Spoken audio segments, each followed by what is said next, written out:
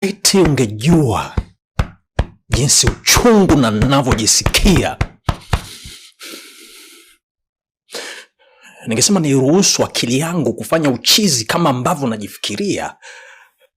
Pengine hapa ningefanya vitu viwili tu bila kuongea chochote na wewe. Aidha ningekuua au ningekuoa. Lakini kwa sababu nimeumbwa na ukomavu wa kuweza kustahimili maumivu, na ruhusu jicho langu litoe chozi kwa kupoza machungu nilokuwa nayo moyoni. Lakini nimeumia sana.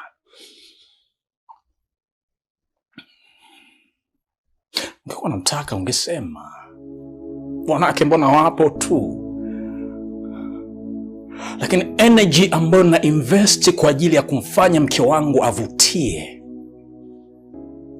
energy nayo invest kwa ajili ya kumfanya mke wangu awe mtamu,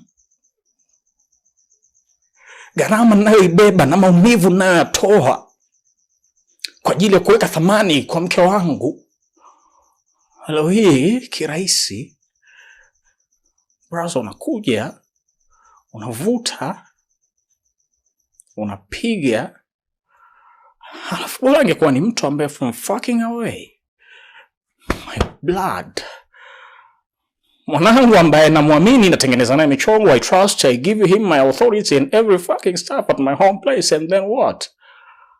Anapiga. Really? Wewe? Ino dunia